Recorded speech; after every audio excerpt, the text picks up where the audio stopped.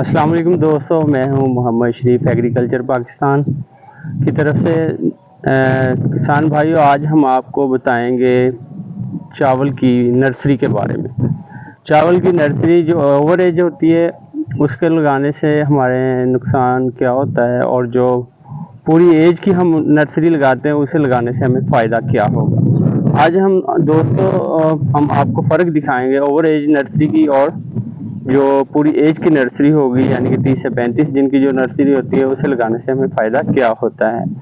दोस्तों, आज हमने एक फील्ड विजिट किया जहाँ पे एक ही वैरायटी लगी हुई है चावल की।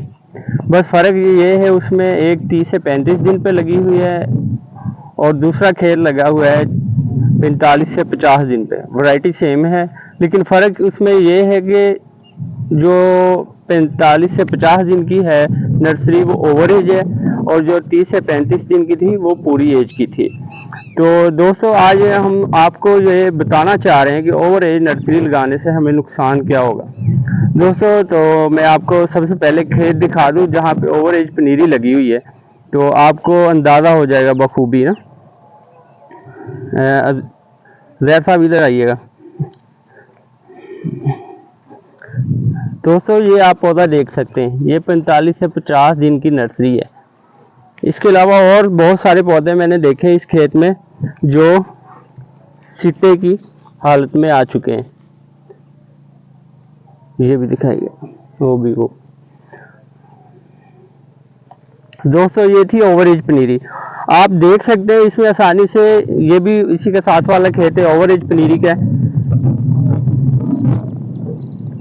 दोस्तों, आप इसमें आसानी से ये अंदाज़ा लगा सकते हैं कि ओवर एज नर्सरी लगाने से हमारी ना तो टिलरिंग होती है, यानी कि ना तो हमारे पौधे शगुफा बनाते हैं, और ना ही हमें ये फ़ायदा देते हैं। हमारी खाद खुराक और जितने भी फर्टिलाइज़र या स्प्रे होते हैं, जो विडीसाइड या फंजीसाइड, वो सब के सब ज़ाया जाते हैं। हमारे जो अखराजात हुए होते हैं तो वो सब के सब ज़ाया जाते हैं, सिर्फ इसी वजह से कि हम जो नर्सरी है ओवर एज लगाते हैं, जिसकी वजह से पौधा ना तो शगुफे बनाता है, शगुफे बनाने के अलावा वो जल्दी से, यानी कि वो ओवर एज होता है, वो नर्सरी ओवर एज होती है टाइम से पहले। वो शगुफे दिखाएं आप ना, ये जो निकले हुए बाहर, ये देखिए, ये निसारे पे आ गई है, ये देखिएगा, ये देखिएगा, ये टाइम से पहले ही निसारे पे आ चुकी है।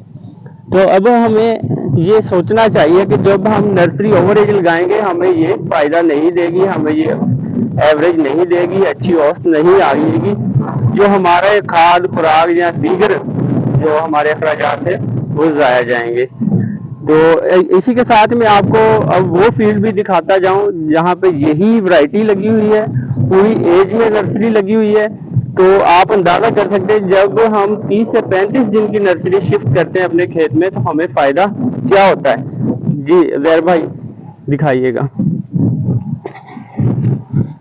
जी, ये देखिए, ये सेम वैरायटी है, ये सेम वैरायटी है जो थोड़ी देर पहले मैंने आपको खेत दिखाया था, ये और वो सेम वैरायटी है। सिर्फ फर्क इसमें मैं आपको दिखाना चाह रहा हूँ, ये 30 से 35 दिन पे नर्सरी शिफ्ट हो गई थी आगे खेत में।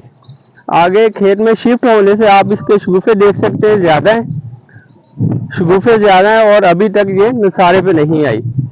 तो इसी के साथ वो खेत भी मैंने आपको दिखाया था जो 45 से 50 दिन का था, जो 45 से 50 दिन का था वो निसारे पे आ चुका है। दोस्तों, मेरी आपसे जिम्मेदार भाइयों से यही गुजारिश है कि जब भी आप ये राइस की नर्सरी आगे शिफ्ट करें तो 30-35 दिन की शिफ्ट करें, जिससे हमें एक तो पौधों के तादाद पूरी मिलेगी, शगुफे पूरे मिलेंगे, और हमें पैदावार अच्छी हासिल होगी।